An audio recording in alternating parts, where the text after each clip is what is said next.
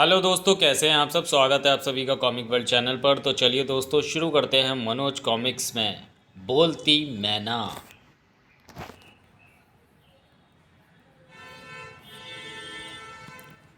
बोलती मैना, लेखक विमल चटर्जी, आर्ट वर्क त्रिशूल कॉमिको आर्ट। राजगढ़ के राजा रुद्रदल की 3 संतानें हुई, लेकिन रानी लाजवंती की दोनों बड़ी बहनों को ईर्ष्या के कारण राजा और रानी को अपनी तीनों ही संतानों से बिछो कर सहना पड़ा। उन संतानों की जगह जानवरों के बच्चे रखकर दोनों बहनों चंपा व गुलाबवती ने राजा को रानी के विरुद्ध भड़काकर रानी को महल से निकलवा दिया। इधर दोनों बड़ी बहनें द्वारा नदी में बहाए गए दोनों राजकुमारों की तरह सुखदास माली को राजकुमारी भी नदी में बहती हुई मिली और वह उसे भी घर ले आया। पत्नी के पूछने पर उसने सब कुछ कह सुनाया और अंत में बोला, भगवान की माया भी कितनी विचित्र है राधा। अपनी कोई संतान न होते हुए भी उसने हमारे घर 3 संतानें भेज दी। वह तो ठीक है स्वामी, लेकिन मैं सोच रही हूँ कि वह ना जाने ऐसी कौन सी माँ है जो बच्चे पैदा करने के बाद नदी में बहा देती है। सच राधा, वह कोई स्त्री नहीं, डायन ही होगी। तभी 4 साल का बालक जय, जो सब बातें ध्यान से सुन रहा था, अपनी तोतली जबान में बोला, त्या हम तो भी तुम नदी में उताल तल लाए थे, क्या तुम हमारे बापू नहीं हो। माली ने घबरा कर तुरंत जय को अपने सीने से लगा लिया। नहीं मेरे बच्चे, तुम हमारे ही बेटे हो और मैं ही तुम्हारा बापू हूँ। फिर ये कौन है।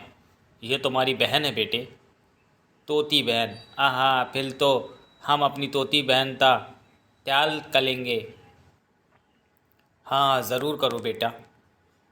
बच्ची के प्रति उन दोनों बच्चों का प्यार देख माली व मालिन की आंखों में खुशी के आंसू आ गए। तुम दोनों लो क्यों रहे हो। नहीं बेटे, रो नहीं रहे, ये तो खुशी के आंसू हैं। उन्हें क्या मालूम था कि जिन बच्चों को वे प्यार से पाल रहे हैं वह उन्हीं के राजा की संतानें हैं। समय गुजरता गया। माली उन तीनों को बहुत ही लाड़ प्यार से पाल रहा था। कुछ बड़े होकर जय और विजय की एक सैनिक के लड़के से दोस्ती हो गई। सैनिक अपने लड़के के साथ साथ उन दोनों को भी अस्त्र शस्त्र चलाने की शिक्षा देने लगा। वाह, निसंदेह तेज और बहादुर बनेंगे। माली ने अपने घर से कुछ दूरी पर एक बाग लगाना शुरू किया था, जिसे 5 साल हो गए थे, लेकिन वह बाग अभी पूरा नहीं हुआ था। जय विजय व छोटी लड़की नंदनी भी माली का हाथ बटाया करते थे। आश्चर्य की बात यह थी कि बाग में गाने वाले व हंसने वाले पेड़ भी थे, जिन्हें एक जादूगरनी ने बाग की सुंदरता को देखते हुए माली को उपहार में दिया था। उस बाग को देखने के लिए दूर दूर से लोग व राजे महाराजे आते थे। अद्भुत, ऐसा अजीबोगरीब बाग आज तक नहीं देखा।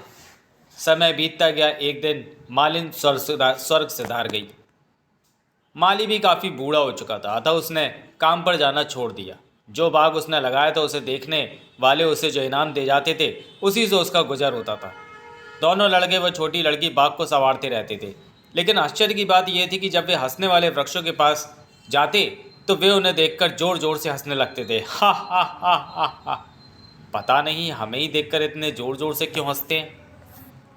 और जब वे गाने वाले वृक्षों के पास जाते तो वे एक ही गाना हमेशा की तरह गाते, तुम माली के बेटे नहीं हो, राजा के बेटे हो, नदी में बहकर आए हो, यहाँ पल रहे हो।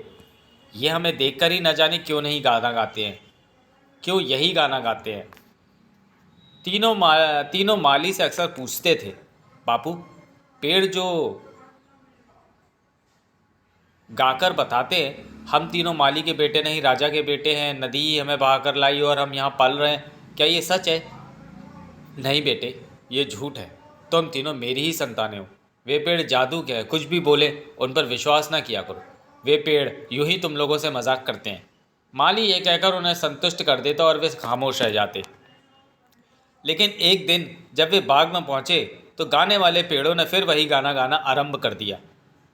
तुम माली के बेटे नहीं हो, राजा के बेटे हो, नदी में बहकर आए हो, यहाँ पल रहे हो। फिर वही गाना। इस गाने को सुनते सुनते तो हमारे कान पक गए हैं। यहाँ से चलो भैया, इस गाने को सुनकर तो मेरा दिल घबराने लगता है।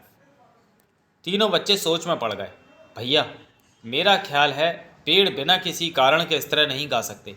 ज़रूर उनके गाने में कुछ रहस्य है। तुम ठीक कहते हो विजय, हो सकता है हम किसी राजा के ही बेटे हों, और बापू हमें इसलिए सच सच नहीं बताते हों कि कहीं हम उन्हें छोड़कर ना चले जाएं। छोटी बहन कोहनी घुटनों पर और कान को हथेली पर रख के ध्यान से उनकी बातें सुन रही थी। सहसा बोल उठी, भैया चलो हम बापू के पास चलते हैं। आज उनसे इस रहस्य को जानकर ही रहेंगे। हाँ चलो, आज हम बापू से जिद करके सच्ची बात जानकर ही रहेंगे। फिर वे तीनों बाग से निकलकर तेजी से अपने घर की तरफ बढ़ने लगे। तीनों जब घर पहुंचे तो माली चारपाई पर लेटा खांस रहा था। तीनों उसकी चारपाई के पास आकर एक कतार में खड़े हो गए। आ गए मेरे बच्चों, भूख लगी होगी, जाकर खाना खा लो। तीनों एक स्वर में बोल उठे, हम आज खाना नहीं खाएंगे। क्या? क्यों नहीं खाओगे? क्या अपने बापू से नाराज़ हो? हाँ। माली ने उनकी ओर आश्चर्य से देखा। मेरे बच्चे, तुम लोगों को मुझ बूढ़े से क्या शिकायत है बताओ? मैं अपने बच्चों के लिए जान भी देने को तैयार हूँ। तब बताइए ना बापू, हम किसके बेटे? पेड़ हमें देखकर ही ये गाना क्यों गाते हैं? बापू, आज तक आप हमें टालते आए, लेकिन आज हम इस रहस्य को जानकर ही रहेंगे। यदि आपको भय हो बापू की असली बात जानकर हम आपके पास से चले जाएंगे, तो हम वायदा करते हैं कि हम आपको छोड़कर कहीं नहीं जाएंगे, चाहे वह किसी देश का बड़ा राजा ही क्यों ना हो।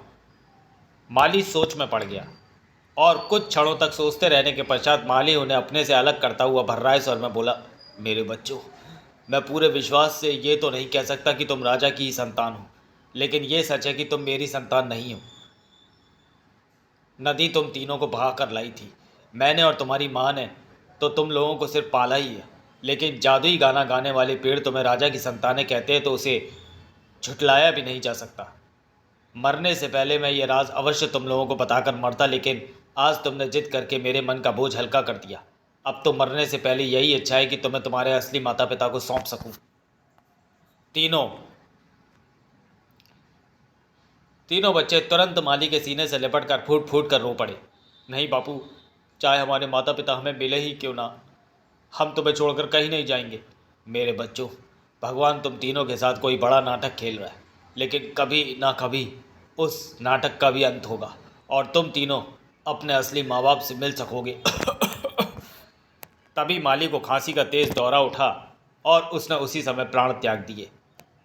बापू, बापू क्या हुआ तुम्हें? हमें छोड़कर मत जाइए बापू, तुम खामोश क्यों हो गए बापू? बोलो ना, बोलो। फिर उन्होंने बाग में ही माली की चिता बनाकर उसे जला दिया। ईश्वर तुम्हारी आत्मा को शांति दे बापू, हमें माफ़ कर देना बापू, हमारी वजह से ही तुम्हारी जान गई। बापू, यदि हमें मालूम होता कि उसी राज के लिए तुम्हारी जान अटकी थी तो हम वह रहस्य कभी ना पूछते। और राख को उन्होंने बाग मही के स्थान पर गाड़कर उस पर उसकी समाधि बना दी। बापू, अब हम किसके सहारे जिएंगे? तुम हमें छोड़कर कहाँ चले गए बापू? तीनों ही उस पर सुबह शाम फूल चढ़ाते और रोते। इसी तरह कई दिन बीत गए, लेकिन एक दिन जब वे माली की समाधि पर फूल चढ़ाने गए तो गाने वाले पेड़ों ने एक नया गाना गाना शुरू किया। रोना अब तुम बंद करो, तुम्हारे अच्छे दिन आ गए, राजा से तुम जल्द मिलोगे, ये हम तुमसे कह रहे। अरे, आज तो इसने नया गाना गाना शुरू कर दिया। छोड़ो भैया, चलो बापू की समाधि पर फूल चढ़ाएं। पहले तो उन्होंने उस गाने पर विशेष ध्यान नहीं दिया, लेकिन फिर पेड़ों की बात पर विश्वास कर वे अपने पिता की बाट जोहने लगे। जो भी राजा उनके बाग को देखने आता वह तीनों उसे ध्यान से देखते। इनमें ज़रूर कोई ना कोई हमारे पिता होंगे। हाँ, मुझे भी ऐसा ही लगता है, वे ज़रूर हमें पहचान कर सीने से लगा लेंगे। परंतु जब कोई भी उन्हें अपना बेटा कहकर नहीं पुकारता तो वे निराश हो जाते। ओह, सब चले गए, किसी ने भी हमारी ओर ध्यान नहीं दिया। दुखी मत हो, शायद इनमें हमारे पिता नहीं थे, लेकिन एक न एक दिन वे हमें ज़रूर मिलेंगे। इसी प्रकार दुख और उदासी में और कई दिन निकल गए। एक दिन की बात है कि उनके बाग में एक अत्यंत ही बूढ़ी स्त्री आई। बाग को खूब घूम घूम कर देखने के पश्चात बुढ़िया प्रसन्नता भरे स्वर में उनसे बोली, शाबाश बच्चों, बाग को तुम तीनों ने मिलकर पहले से बहुत अधिक सुंदर बना दिया है। जानते हो, ये गाने व हंसने वाले पेड़ मैंने ही तुम्हारे पिता को उपहार में दिए थे। बुढ़िया का परिचय जान तीनों भाई बहन चौंक गए। ओह, तो तुम वही जादूगरनी हो? हाँ प्यारे बच्चों, लेकिन हम कैसे विश्वास करें कि तुम वही जादूगरनी हो? अभी विश्वास हो जाएगा, देखो। बुढ़िया ने अपने दोनों हाथ हवा में फैला दिए सर्र की आवाज़ आई और धीरे धीरे उसका कद ऊंचा होने लगा। अरे, कुछ ही देर बाद वह ऊंचे से ऊंचे वृक्ष से भी ऊंची दिखाई देने लगी थी। अब विश्वास आया प्यारे बच्चों कि मैं वही जादूगरनी हूँ। बाप रे, वे तीनों उसके सामने ऐसे लग रहे थे जैसे ऊँट के सामने चूहे। डरो नहीं बच्चों, मैं तुम लोगों को कोई नुकसान पहुंचाने नहीं आई, बल्कि बुढ़िया पहले की भांति साधारण रूप में होकर उनसे बोली, मैं तुम लोगों का काम देखकर तुम्हें भी एक उपहार देना चाहती हूँ। कैसा उपहार?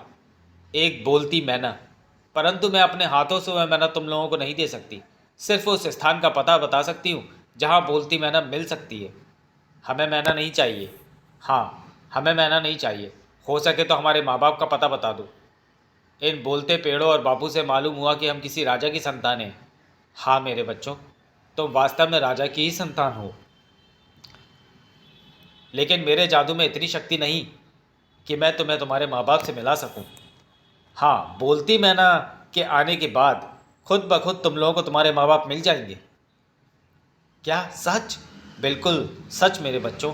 ओह, तब तुम हमें उस जगह का पता ज़रूर बताओ जहाँ बोलती मैना मिल सकती है।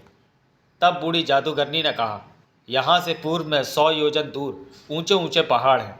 जिस पहाड़ पर सबसे ज़्यादा बर्फ़ जमी होगी, उसी में बोलती मैना तक पहुँचने का द्वार है।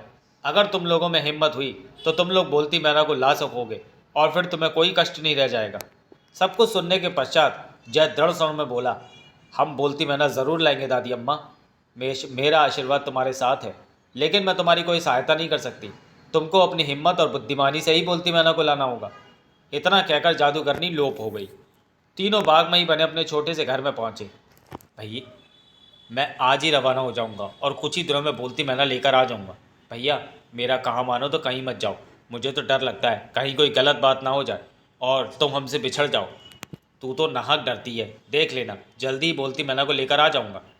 विजय भैया, तुम ही समझाओ ना बड़े भैया को। मैं क्या समझाऊं बहन, बड़े भैया खुद ही समझदार है। वे जो कदम उठा रहे हैं सोच समझ कर ही उठा रहे हैं।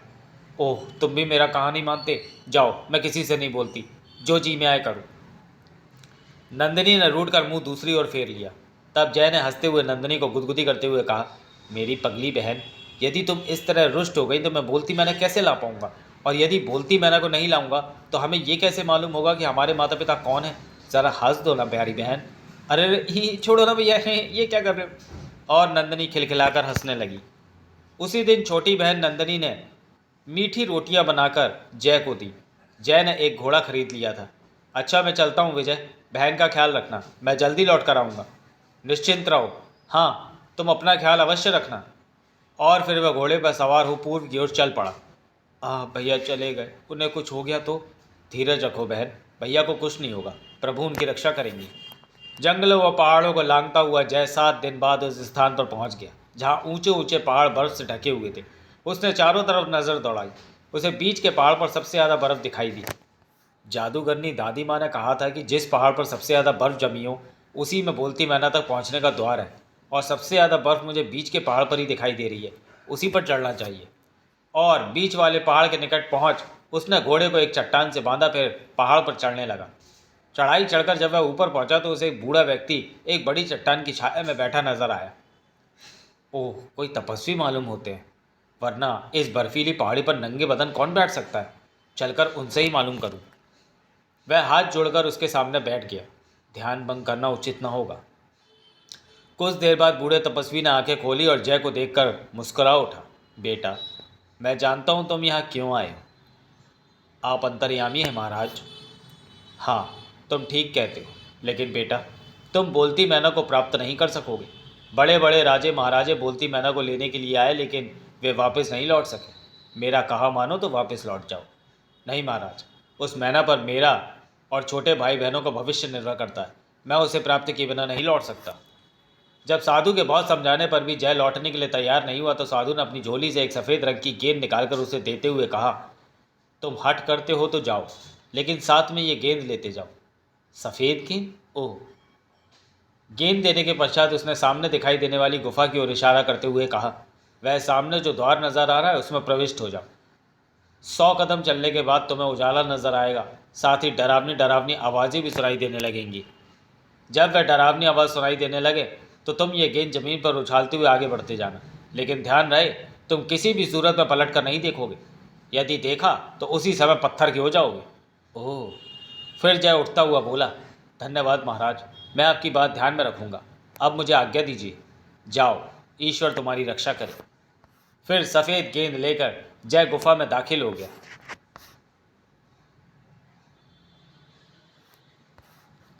उफ, काफ़ी लंबी और भयानक मालूम देती है ये गुफा। परंतु गुफा की भयानकता की परवाह न कर जब जय आगे बढ़ता रहा। लगभग 100 कदम चलने के बाद उसे उजाला दिखाई देने लगा। साथ ही साथ भयंकर भयंकर आवाज़ें भी सुनाई देने लगी। हा हा हा हा, भाग जाओ वरना मारे जाओगे।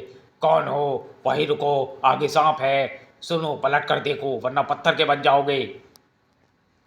साधु ने कहा था पलट कर मत देखना और गेंद उछालना, और साधु की बात ध्यान में आते ही जब गेंद को ज़मीन पर उछालता हुआ बिना पलटे आगे बढ़ने लगा।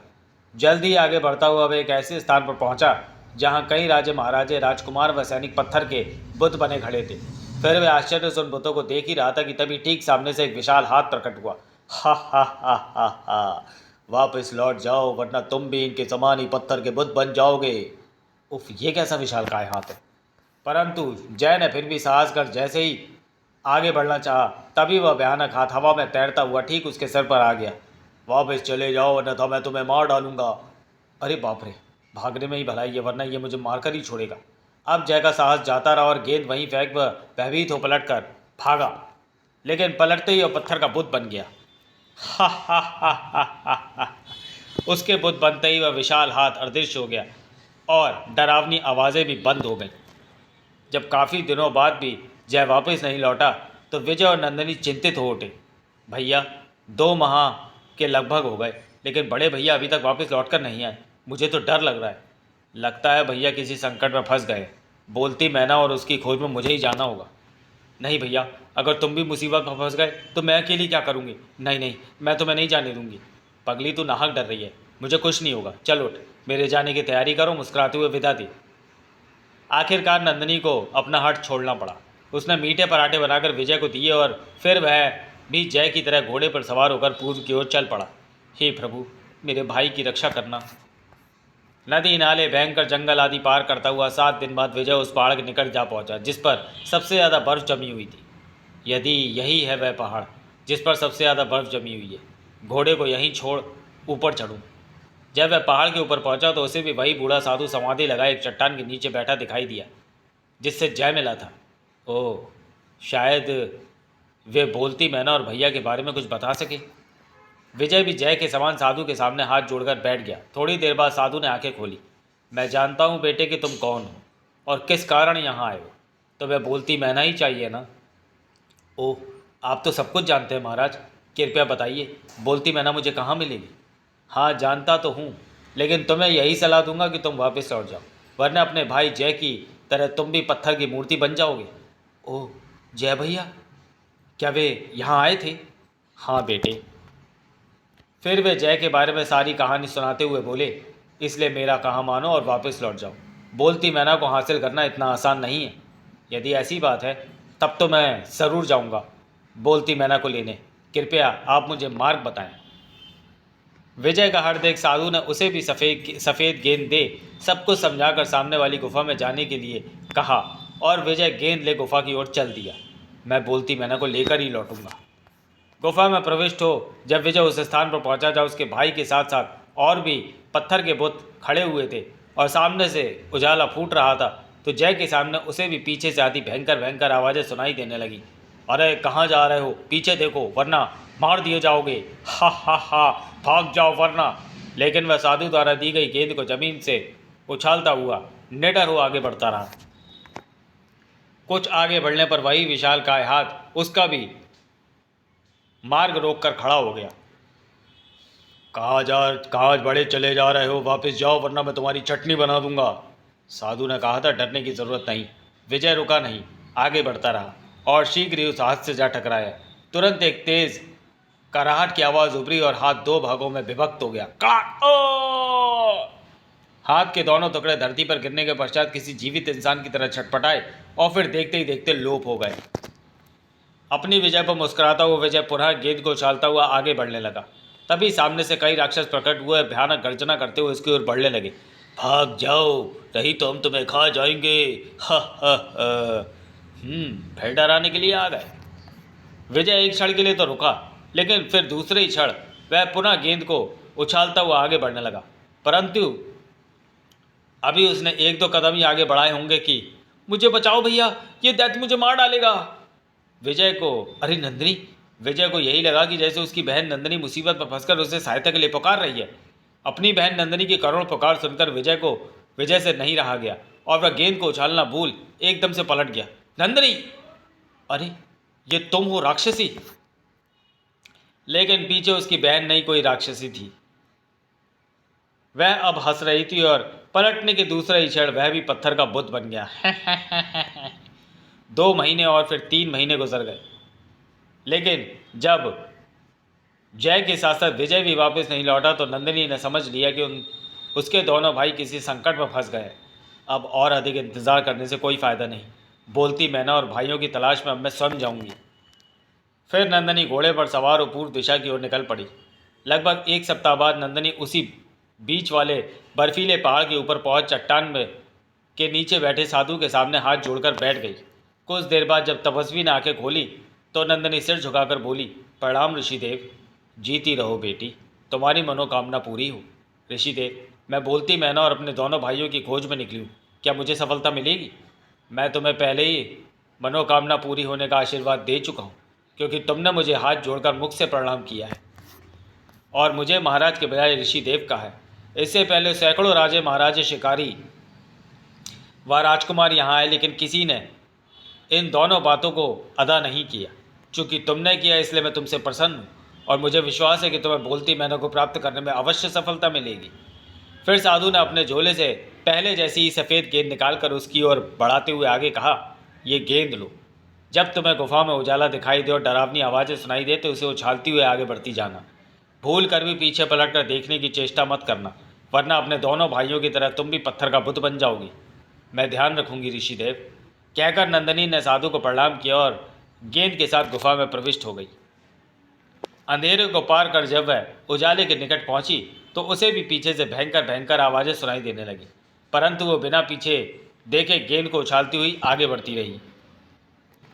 हा हा हा हा, ठहरो, वापस जाओ वरना मारी जाओगी। लौट जाओ वरना अपने भाइयों की तरह पत्थर हो जाओगी। कुछ दूर जाने के बाद उसे एक विशाल काय भयंकर हाथ जमीन पर छटपटाता दिखाई दिया। वापस जाओ लड़की, वरना तुम्हारे शरीर भी मेरी तरह 2 भागों में बढ़ जाएगा। ऋषिदेव ने कहा था, इन मायावी जालों से भयभीत होने की कोई ज़रूरत नहीं। परंतु नंदिनी पर उसकी भयानक कराहट का कोई प्रभाव नहीं पड़ा और वह गेंद को उछालती हुई उसके मध्य से होकर बढ़ गई। ऋषिदेव ने ठीक कहा था, वरना यदि मैं पलटकर भागती तो ज़रूर इन भूतों की तरह हो जाती। उसके आगे बढ़ते ही वह कटा हुआ हाथ गायब हो गया और कई भयानक दैत्य जमीन से प्रकट होकर भयानक गर्जना करते हुए उसकी ओर बढ़े। वापस लौट जाओ लड़की, वरना हम तुम्हें टुकड़े टुकड़े करके खा जाएंगे।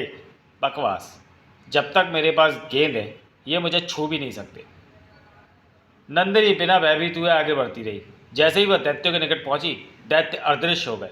नंदिनी फिर गेंद को उछालती हुई उजाले की ओर बढ़ने लगी।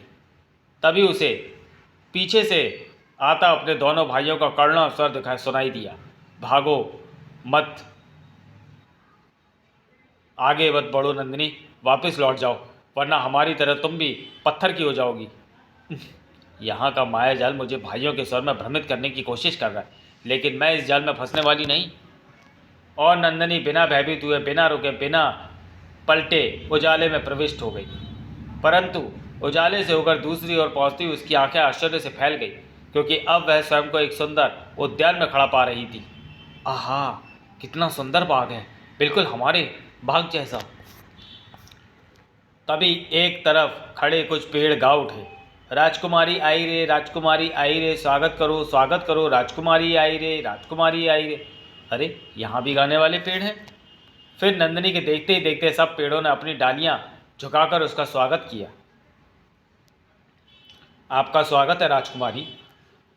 ये पेड़ पौधे तो मेरा स्वागत कर रहे हैं, लेकिन आगे बढ़ने का मार्ग तो बंद हो गया, अब क्या करूं?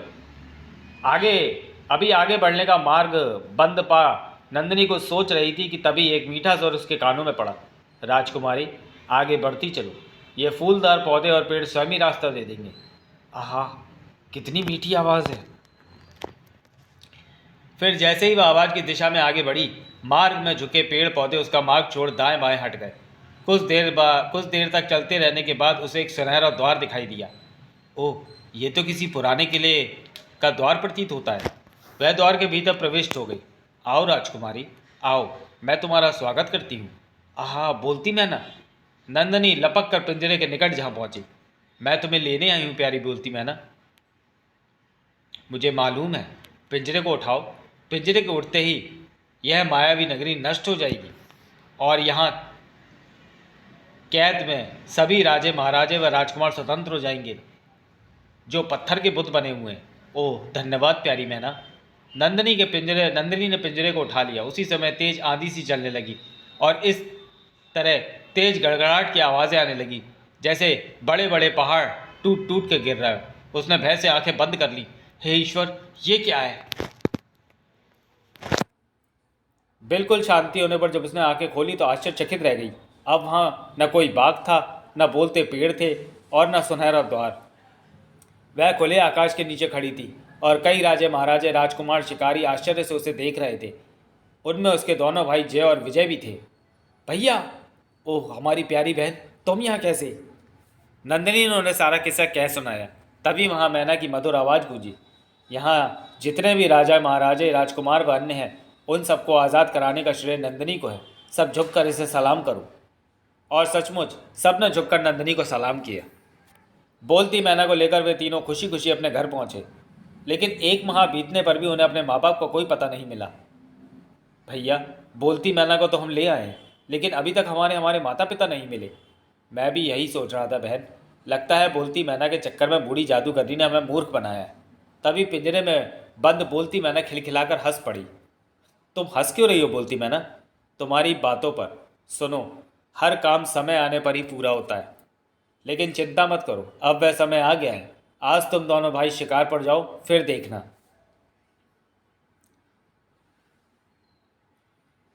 यदि ऐसी बात है तो हम आज ही शिकार पर जाते। और कुछ ही क्षण बाद दोनों अपने अपने घोड़ों पर सवार हो शिकार के लिए निकल पड़े।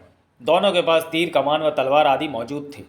कुछ ही घंटों में दोनों एक घने जंगल में जा पहुंचे।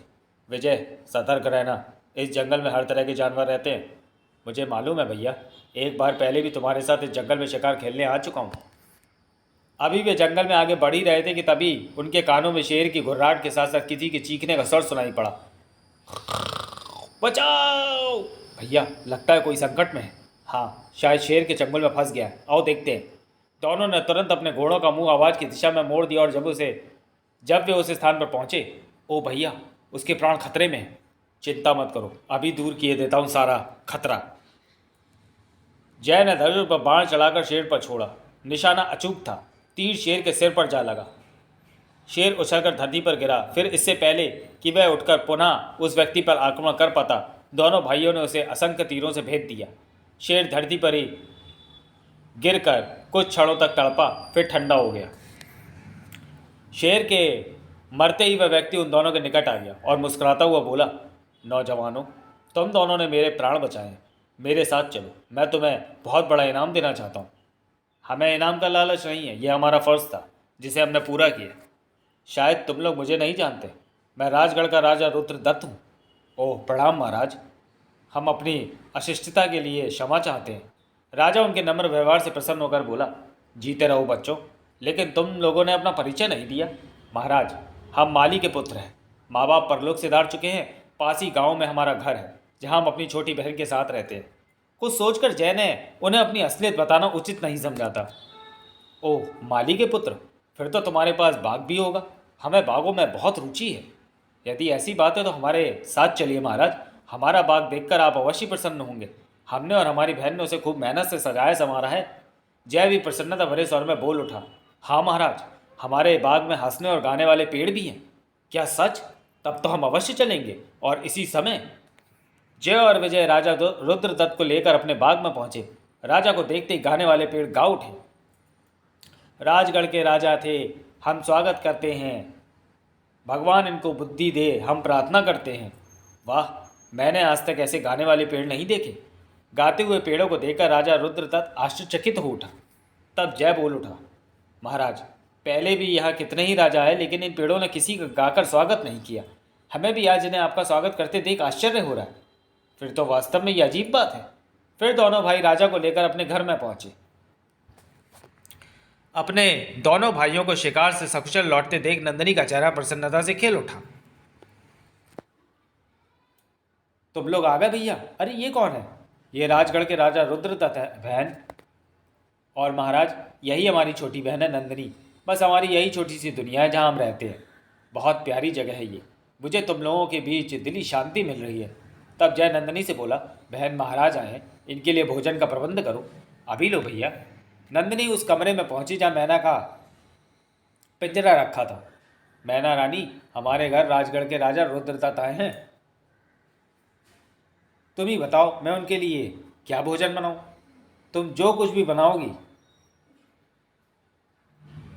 राजा को पसंद आएगा, लेकिन उनमें मोतियों की तरकारी अवश्य होनी चाहिए। क्या? मोतियों की तरकारी? हाँ नंदिनी, मोतियों की तरकारी।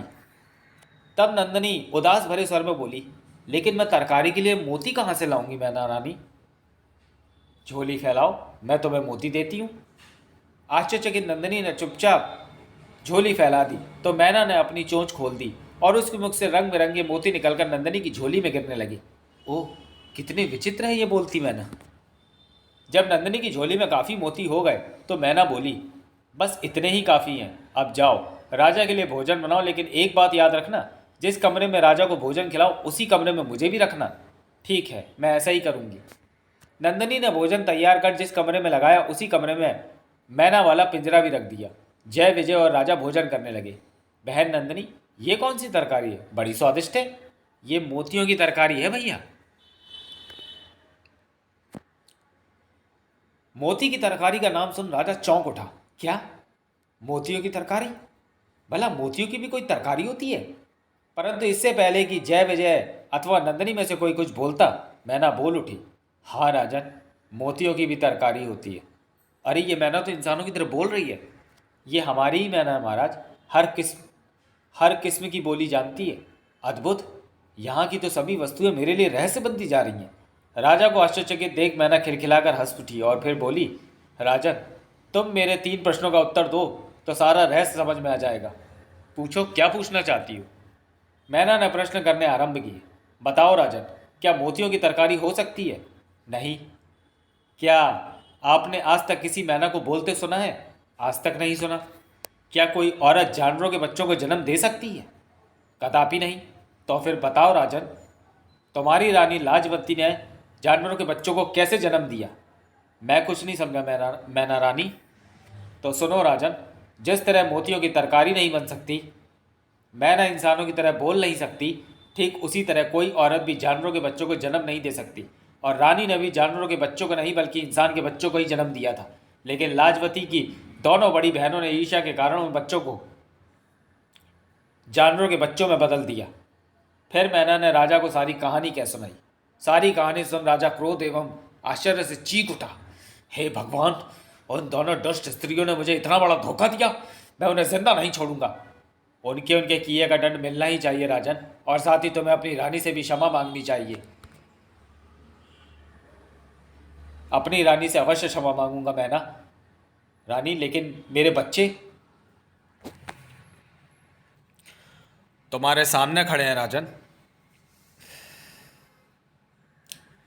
जय विजय और नंदिनी तीनों तुम्हारे ही बच्चे हैं, जिन्हें माली ने पाला है। राजा ने भाव विहल होकर जय विजय और नंदिनी को अपनी बाहों में भर लिया। मेरे बच्चों, पिताजी। वह तीनों को काफ़ी देर तक अपने सीने से लगाए रहा, फिर भर्राए कंठ से बोला, मेरे बच्चों, मुझे माफ़ कर देना। मेरे कारण तुम लोगों को बहुत कष्ट सहने पड़े। पिताजी, इसमें आपका कोई दोष नहीं, सब भाग्य का खेल था और भाग्य ने ही आज हमें मिला दिया। तुम ठीक कहते हो मेरे बच्चे, लेकिन आज के बाद तुम तीनों को कोई कष्ट नहीं उठाना पड़ेगा। आओ चले, मुझे उन दोनों दुष्ट स्त्रियों को उनके किए की सज़ा दिलानी है। चलिए पिताजी, हमें भी अपनी प्रिय माँ से मिलना है। जब राजा उन्हें लेकर जाने लगा तो मैना बोली, राजकुमारी नंदिनी, मुझे अब स्वतंत्र कर दो। मेरा काम पूरा हो चुका है। अब मैं इस बाग में रहूंगी और दर्शकों का मन लुभाऊंगी। ज़रूर मैना रानी, तुम्हारा एहसान हम कभी नहीं भुला पाएंगे। और नंदिनी ने मैना को पिंजरे से आज़ाद कर दिया। मैना फुर्र से उड़कर बाग में एक पेड़ पर जा बैठी। राजा अपने तीनों बच्चों को लेकर राजमहल पहुंचा और मंत्री चारूदत्त को बुलाकर सारी कहानी कह सुनाई। सबको सुनकर मंत्री दुखी स्वर में बोला, महाराज, मुझे मालूम नहीं था कि मेरी और रसोइये शिवदास की पत्नी वास्तव में स्त्री के रूप में डायन होंगी। मेरी आपसे प्रार्थना है कि उन दोनों को आप सरेआम सजाए मौत दीजिए। राजा के आदेश पर तुरंत चंपावती और गुलाबवती को गिरफ्तार कर लिया गया। नहीं नहीं, हमें छोड़ दो। हाय बहन, अब क्या होगा? आखिर हमारे पाप हमें ले ही डूबे बहन, अब कुछ नहीं हो सकता। रानी को 1 साल तक पिंजरे में बंद करके चौक में रखा गया था। फिर मंत्री व कुछ सवा सदों की प्रार्थना पर उसे रानी होने के कारण वहाँ से निकलवा कर कारागार में डलवा दिया गया था। राजा ने स्वयं जाकर उसे मुक्त कराया और उससे क्षमा मांगी। मुझे माफ़ कर दो रानी, सचमुच क्रोध में मूर्ख बनकर मैंने तुम पर बहुत अत्याचार किए। नहीं नहीं, ये आप क्या कह रहे हैं स्वामी?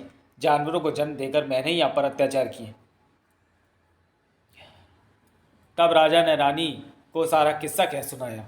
हे ईश्वर, ये सब मैं क्या सुन रही हूँ? कहाँ है मेरे लाल? और जब राजा जय विजय और नंदिनी को रानी के सामने लाए तो रानी ने उन्हें अपने सीने से लगा लिया। मेरे लाल, मेरे बच्चों, माँ, माँ, हमारी अच्छी माँ, कैसी हो तुम? हमारे लिए न जाने तुम्हें क्या क्या दुख उठाने पड़े। ऐसा मत कहो मेरे लाल, आज तुम लोगों के कारण ही महाराज को असलियत का पता चला और मेरे प्रति इनका भ्रम दूर हुआ। किसी का कोई दोष नहीं माँ, ये सब हमारे ही भाग्य में लिखा था। जब प्रजा को भी सारी असलियत का पता चला तो पूरे देश में खुशी की लहर दौड़ गई। और एक दिन राजा ने दरबार में, सैनिकों, ले जाओ इन दुष्टों को और बीच चौक पर फांसी पर चढ़ा दो। नहीं नहीं, हमें क्षमा कर दो महाराज। लेकिन उन दोनों दुष्ट बहनों पर किसी को कोई रहम नहीं आया और बीच बाजार में भरे चौक पर उन दोनों को फांसी पर चढ़ा दिया गया। उसके बाद वे सभी आनंदपूर्वक रहने लगे। राजा को रानी मिल गई और रानी को कोई बच्चे। वह पहले जैसा मान मिल गया। वह प्रजा को जय और विजय जैसे होनहार उत्तराधिकारी मिल गए। समाप्त। तो चलिए दोस्तों, वीडियो को यहीं समाप्त करते हैं और मिलते हैं मनोज कॉमिक्स की किसी अगली कॉमिक्स में अगले वीडियो में। तब तक के लिए धन्यवाद।